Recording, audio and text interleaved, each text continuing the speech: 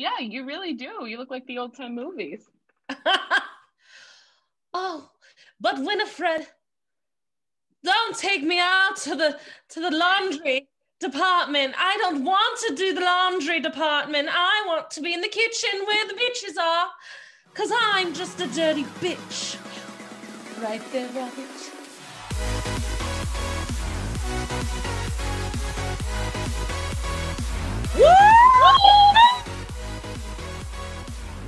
What's up, guys? Welcome to Chicks Watchin' Flicks Zoom Edition. Yes, I'm Holly. I'm Amanda Lee Thompson. And I'm Katie Lee. And today you can see we have a fourth box filled in our Zoom chat, guys. And the fourth chick. Yes, our honorary dick of our chicks. And we love him. You know him. Does he look familiar to you? Of course he does, because he is the Rob Bartlett, the outstanding stand-up comedian. You have seen him on Broadway. He has been in everything you can think of: Chicago, Little Shop of Horrors, Sweet Charity, and of course The Odd Couple with Nathan Lane and Matthew Broderick, and of course How to Succeed in Business Without Really Trying with the Harry Potter himself, Daniel Radcliffe. This guy has been on television, The Good Wife, Law and Order SVU, so many other things. His bio is, although it's in big font, really long. Rob, welcome. Thank you, Holly. Thank you so much. Cheers. And I'm taking the beard. Well, it's the quarantine beard. It also takes care of the triple chin. Guys, movie buffs watching. Rob Bartlett is here with us, which means you know what we are reviewing. If you didn't see our review of the first Godfather that we did last year, we're going to link it so you can watch it. But that was Rob's first time on the show. And now today, of course, we are reviewing The Godfather Part Two. The early life and career of Vito Corleone, played by Robert De Niro, in the 1920s New York City, while his son, Michael, played by Al Pacino, expands and tightens his grip on the family crime syndicate in the modern time. So they go back and forth from these two time periods. Guys, overall opinions, let's get to it, man. Oh, okay. They're both so good. The first time I watched The Godfather and The Godfather 2 because of Rob, I loved The Godfather 1 a little bit more. And then I watched them a few more times and I kept going back and forth. This time I can't decide. Such a character study. I keep going back. I'm like, is Vito a good person? Yes, I think so. Is Michael a good person? I don't know. Vito became the Godfather and a mobster because he was like trying to be like the Robin Hood of his time and help the people who didn't have help and this and that. But Michael, his challenges are different because he's in a different generation. The big point of the movie is Michael a good person or a bad person? Cade, what are your thoughts? I have to say that when I watched this, it was like the baptism scene in my uterus. So I was not in the right mind frame to sit and watch a 3.5-hour movie, let alone the first and the second one all in one day, because I needed to like freshen up. So yes, I was kind of a miserable person. Oh, because you were on your period. She had her period, yeah. Okay, I had no idea. No, in her mind, that made sense. I knew exactly what she was talking about. The baptism scene from the first movie, it was so bloody. She had that going on in her uterus. Oh, I got it. The imagery was not lost on me. But I was appreciative of seeing this movie because of Robert De Niro. He made it for me. I I said this in our first review with you, Rob. These movies are incredible, and as Mandy said, it's the story is beautiful. The acting is phenomenal. It's just so long.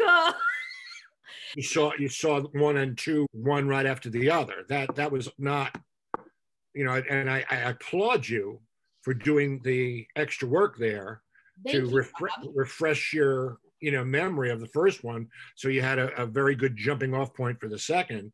But I think it kind of ruined the second for you a little bit because you were so worn out. But these movies take a lot out of you. I mean, because they're operas. They really are operas. And as if he needed to underline the point, the last scene of Godfather 3 takes place at the opera. So it's definitely operatic in terms of the themes, family and betrayal and loyalty and all that stuff. I think it's the only sequel to ever win an Academy Award. Some people consider it two a better film than one. I kind of lean towards one more, only because it's the original, and that one is almost so iconic, and it's taken such a root in the zeitgeist of popular culture. But 2 is, I guess, because it's the two stories that are done simultaneously. The rise to power of Vito in the early days as Robert De Niro, and then Michael being kind of trapped in this role of taking care of the family and his father's death. He never wanted to be in the family business, and by course of events, he's thrust into it. And so it seems like he tries to spend most of his time making the business deals so he can make good on his promise to his wife that the Corleone family be completely legitimate, which he continues to try and do in Godfather 3. But what always interested me about 2 is the fact that you have the two stories as a counterpoint. In the epic, which I was telling you guys about, I think the last time, they do it chronologically. They do the Robert De Niro part first. They put the original Godfather second, and then the second half of Godfather 2 with Michael Corleone last. And so you get the whole family arc that way. It's a totally different movie that way too, as well, because they also add a lot of cut scenes, most of which, probably should have been cut. But they add? Yes, Katie. The epic, I believe, is close to 5 hours. Wow. I mean, I was going to ask Rob if he had Venmo, because I really want him to pay me back for the rental fee on this. You really can't. You were fast forwarding through it. I mean, I found out you waited till the last minute to watch it, and you fast forwarded through it. I would gladly repay the $3.99 it cost to rent, but I'm not going to, because you fast forwarded because you waited till the last minute to watch it. Full disclosure, this is true. It's been a really busy New Year's weekend, okay? And it's Tuesday. No, but in all honesty, it was okay, actually. I really did kind of enjoy it. However, Robert De Niro obviously made this movie, and I do wish the whole movie was dedicated to him. And then they could have went back in the third one to like Michael and finished that saga. I thought that would have been a more interesting take. But then again, if we watched it, in 1974, maybe none of this would even bother us. Maybe the length wouldn't even bother us. I think because we're just so in 2021 here, we're so consumed by these movies that are locked in at an hour and a half, 2 hours. However, I could watch Titanic all day, every day. Yeah, I stop Titanic when it stops being happy. The way it's shot, too. I mean, the cinematography is just, it's such a beautiful film to look at. I mean, the scenes in Italy, and then all the scenes that are in Little Italy in the 20s with the young Vito are just so beautiful. The way they're composed. I mean, it's almost like daguerreotype, tintype. It's got that kind of sepia look to it, and then the lushness of Italy, and then the glitz of like Las Vegas, and Miami and Cuba, so it's I mean, they are two masterpieces of filmmaking, I in my opinion. But Robert De Niro proved why he's a star in that movie. And that was one of his first movies. I think it was Mean Streets and then Godfather 2. I mean, I know he auditioned for Godfather 1. I think on YouTube you can see his screen test to play Sonny. Portrayal of Vito is so subtle and so specific. Oh, yes. And he does these little things. Like every look. He does that. He does this thing. I mean, he's got some of Marlon Brando's mannerisms. It's really genius. He really did his homework, as much homework as Francis Coppola did. And we know, how meticulous Coppola was, taking the book and pulling the pages out and pasting them and then writing notes all around the outside. And, There he is. Sans the mustache. He looked so freaking good in this movie. Oh my God, he was gorgeous. Sans the mustache. But I dig the mustache. I bet you do. This is where Katie looks like a ghost. Yeah. She was showing this to me before. But I have a question. I have a question for Rob. Maybe you girls understood it. And I don't. You were fast forwarding. I don't think this had to do with my fast forwarding. At the end of Act 1, when he shoots the Don, the bad Don that we hate. Then it's intermission, and the next time we see him, he has all this respect on the street, and he talks to the guy, the landlord, and all that stuff.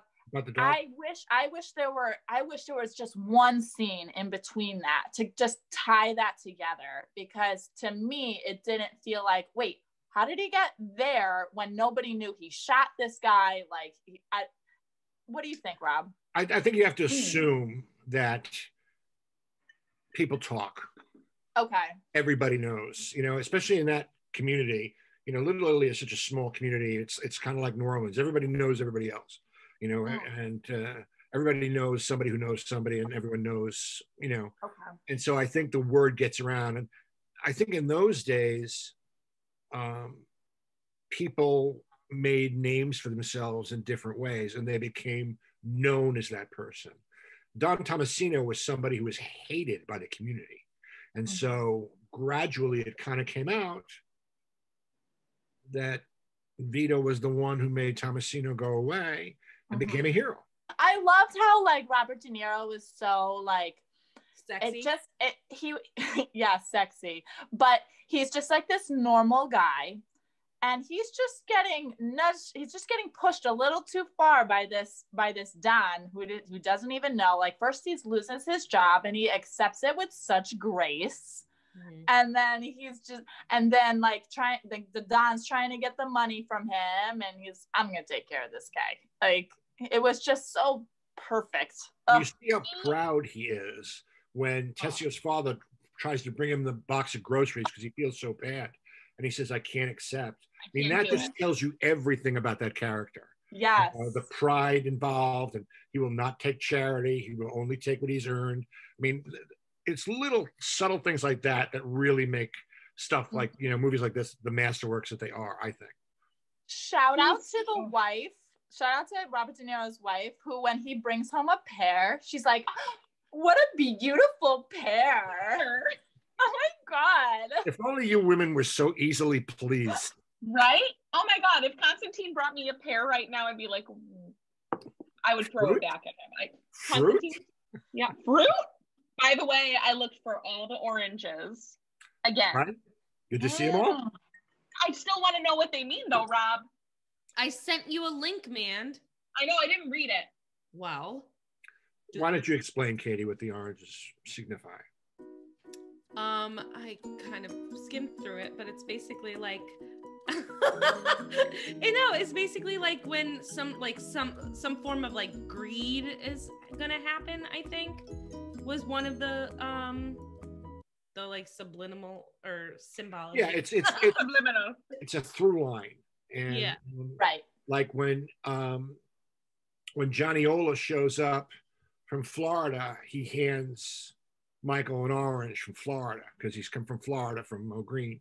Oh, not from Mo Green, from Hyman Roth. Right. And then, there's always a bowl of fruit with oranges and on the table whenever there's a meeting. And Don Corleone stops to buy oranges when he gets shot. And I want to touch upon somebody who I was very, very, very much not impressed in the second film, which was Diane Keaton. Oh, Really? right? I thought the scene between her and Michael when she tells him about the abortion, it was a son. It was a son. And I couldn't bring it. I had an abortion. It was unholy because I couldn't subject him to all this Sicilian thing. But is it her acting or is it the writing of that scene that made that just horrible to watch? No, I can't say it's the writing, because the writing, if you look at it in the script, it's concise, it's specific, it tells a story. I think it was the interpretation of that scene. This is like the Greek classics, but of our modern time. Yes, it really is. It's Greek tragedy. It's Shakespearean. It's it's all the classic themes. It took her breath away. Yeah, I mean, and they're just, I mean, for all the bad performances, the good performances, the really brilliant performances make more than make up for the bad performances. I mean, John Casale is such an underappreciated actor. He was great in the first one, but he really is heartbreaking in Godfather 2. He's heartbreaking. And it's just, he makes it look easy, which to me is always the sign of a great actor. He makes it look easy. He's so committed and it's so real. That scene when he's in the cafe with Michael in Cuba, he says, "How do you say banana daiquiri?" Michael goes, "Banana daiquiri." I mean, my heart. I know it was you, Fredo. You broke my heart. You broke my heart. And he gives him the kiss. I have to pee so bad. I'll be right back. Okay. That was too much information by Mandy. No, Rob, the moment wasn't on her. So she was like, I need it. I'm so bad. See, this is what makes this show so great, is that not only do you guys just weigh in on film, but we get a little bit of the background of your individual lives. And that's what makes it so compelling. We miss you so much. When can we see you in person? Well, as soon as, people stop dying. What were your favorite parts? This is always good. What was your favorite scene in the movie? I don't know if it's my favorite scene, but it's the scene that caused the most controversy in my brain. The slap. Not that it's my favorite. No, but I mean, I didn't like it. I didn't like the slap, you guys. But it just ignited something in me, being like, oh, is Michael a good person or is he a bad person? Like I said before, he's just trying to take care of his family. Yeah. And that's why we know what happens. He kills Fredo at the end. Spoiler. Well, it's very black and white. I mean, it's justice is done. Things have to be avenged. If there's a wrongdoing, it needs to be avenged. If there's a death, blood has to be answered by blood. I think my favorite scene was definitely the landlord scene. Like that whole thing was just genius and cracked me up, and it was just brilliant. I think my favorite scene is the one when Tom Hagen visits Frankie Pantangeli in jail. Yeah. And they've already set it up that Pantangeli knows that if he does the wrong thing by turning evidence, they already got to his brother. And his brother's going to die. And then a whole scene where basically Tom Hagen is telling Frankie Pantangeli, you have to die, and then he brings up the whole thing about in ancient times, they'd be allowed to, save face and know that their family was taken care of. And then they would, let them, they would kill themselves as long as they were, and they knew that their families were going to be taken care of. And so that whole scene between the two of them, where they kind of talk around the whole thing. They never really say exactly what it is. Right. And that to me is just one of the best scenes because they kind of talk around the whole thing, but they both know exactly what the other one is saying, you know? Mm-hmm. I missed all this. Oh, brilliant. That's what, like, about Holly, where'd you go? Yeah. My phone's dying. I have to go get my charger. Be right All back. right, get your charger. Okay. Ow, bug! She got me. Okay. Yeah. What this is about now is Holly was not getting enough attention. All right, least favorite scene. Ooh, least favorite scene. I can't even count that high. Okay. My least favorite scene is Diane Keaton's horrible performance of a very pivotal plot point. I'm gonna have to get myself some more wine, so don't miss me too much. No, we won't. Just Is come it- back with the mustache. So obviously Katie needed the attention. That's why she had to get more wine. We all take turns. None of us need attention. Just wait till you see the edit. That's all I'm gonna say. Well, fellow movie buffs, that's it for today. Oh wait, we didn't do ratings. I was just gonna say, what about ratings? Oh, okay. You're right. Okay, ready? Here we go. Yeah. Girls and Rob, what would you give this film as a rating on a scale of 1 to 5? 5 being the best, 1 being the worst. Ma'am? 10.0. Yeah, okay. That's what I gave the first Godfather. 10.0. Kate, what's your rating? So it's 1 to 5. I give it a 10.0. 4.7. I'll give it a touch below what I gave the first one. Okay. Rob, what's your rating? You know what my rating's gonna be. 10.0. 20.0. I mean, I'm gonna give this film a 4.0. Wow. you're being generous. I can tell. It's very insincere. It's very disingenuous. You don't want to be ridiculed by me to give it any less than 4, but you know I would accept 4. So you're very smart, Holly. You're very manipulative, and that's why we love you. Don Rovio. That's why we love you. Well, fellow movie buffs, that's it for today. Make sure to give this video a thumbs up and leave us a comment below. What are your thoughts on the controversial Godfather 2? Let us know, and don't forget to hit that subscribe button. Hit that subscribe button, that little notification bell.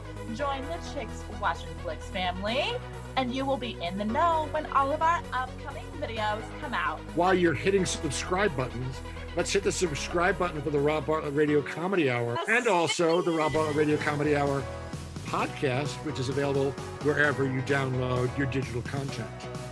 I'm Holly. I'm Amanda Lee Thompson. You didn't outro Rob. It's okay. It's I'm fine. getting there. Thank you so much to Rob Bartlett, our special guest, our super famous special guest, by the way. And Katie. You didn't say goodbye to Katie. Well, she skipped herself by interrupting. Bye, Katie.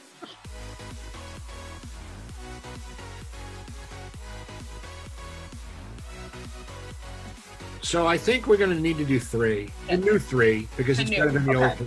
Can I ask a question about the ending? Yes. Without giving anything away? Yes. Does a certain somebody still die in the new one? Well, the title of the new movie is Godfather Coda, The Death of Michael Corleone.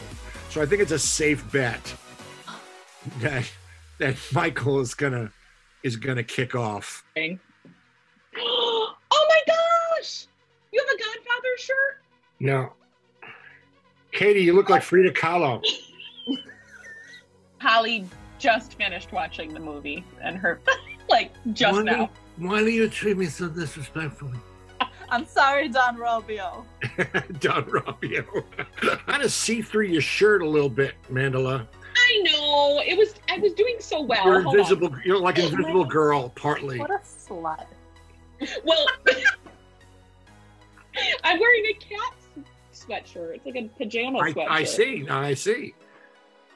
But Hold on. I can see Don Chicho's house above your boobs. Katie, what was your favorite scene? Somebody just fart. Mandy. It wasn't me.